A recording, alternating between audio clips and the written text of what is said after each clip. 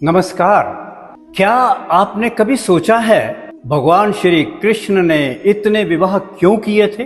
क्या ये केवल एक राजा की परंपरा थी या इसके पीछे भी छिपा था कोई दिव्य रहस्य?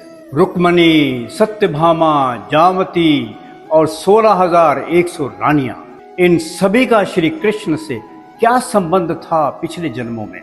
क्यों हर जन्म में ये आत्माएं कृष्ण को ही अपना पति चाहती थी? आज की इस वीडियो में हम जानेंगे श्री कृष्ण की पत्नियों का रहस्य, उनका पूर्व जन्म और क्यों स्वयं भगवान ने उनसे विवाह किया। तो वीडियो को अंत तक जरूर देखिएगा, क्योंकि अंत में ही आपको पता चलेगा कि एक ऐसा रहस्य जो शायद आपने पहले कभी नहीं सुना होगा।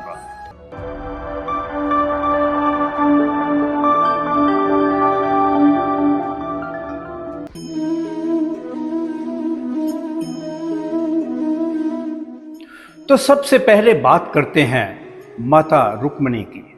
रुक्मिणी जी को माता लक्ष्मी का अवतार माना जाता है। विदर्भ के राजा भीष्मक की पुत्री रुक्मिणी बचपन से ही श्री कृष्ण से प्रेम करती थी। उन्होंने ऋषियों से कृष्ण की महिमा सुनी थी और मन ही मन उन्हें अपना पति मान लिया था। लेकिन उनके भाई रुक्मी ने उनका विवाह शिशुपाल से तय कर दिया।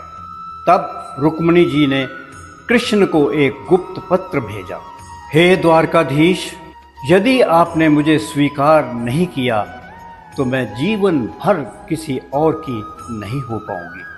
श्री कृष्ण ने वो पत्र पढ़ा और तुरंत विदर्भ पहुंच गए।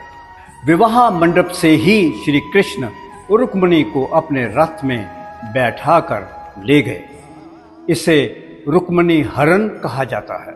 लेकिन क्या आप जानते हैं कि पिछले जन्म में भी रुक्मिणी माता लक्ष्मी ही थी? क्योंकि विष्णु और लक्ष्मी हर युग के साथ साथ आते हैं। राम के साथ सीता और श्री कृष्ण के साथ रुक्मिणी। ये केवल विवाह नहीं था, ये तो था दिव्य मिलन।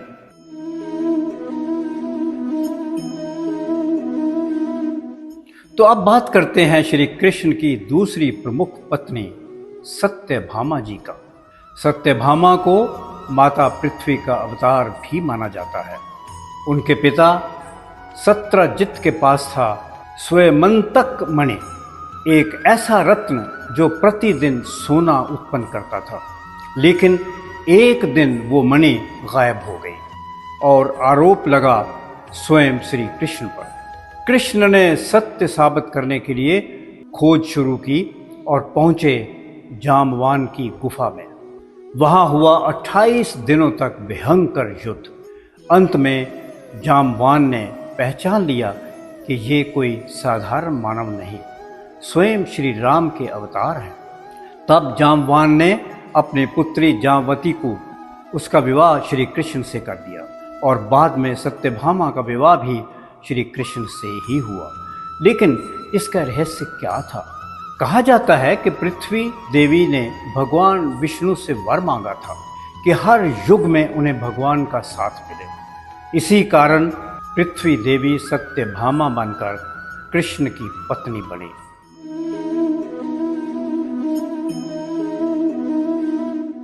जाम्बवती की कथा रामायण से जुड़ी है। जाम्बवान वही महान भक्त थे जो भगवान श्री राम की सेना में थे। जब श्री राम ने रावण का वध किया, तब जाम्बवान ने भगवान से कहा, प्रभु, मैं चाहता हूँ कि हमेशा मैं आपके परिवार से जुड़ा रहूं। भगवान मुस्कुराए और द्वापर युग में श्री कृष्ण बनकर जाम्बवान की पुत्री जाम्बवती से विवाह किया। ये दिखाता है कि भगवान अपने भक्तों की इच्छा कभी अधूरी नहीं छोड़ते।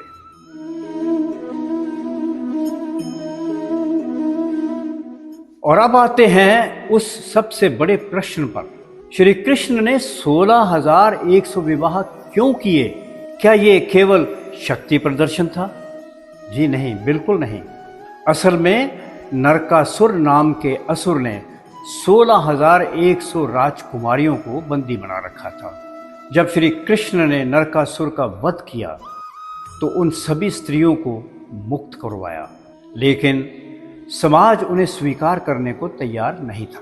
तब उन स्त्रियों ने श्री कृष्ण से कहा, अब संसार हमें अपनाएगा नहीं, हमें अपना लीजिए प्रभु। तब भगवान श्री कृष्ण ने उन सभी से विवाह किया ताकि समाज में उनका सम्मान बना रहे। लेकिन इसके पीछे भी एक आध्यात्मिक रहस्य है। कहा जाता है कि पिछले जन्मों में ये सभी आत्माएं भगवान विष्णु की परम भक्त थी।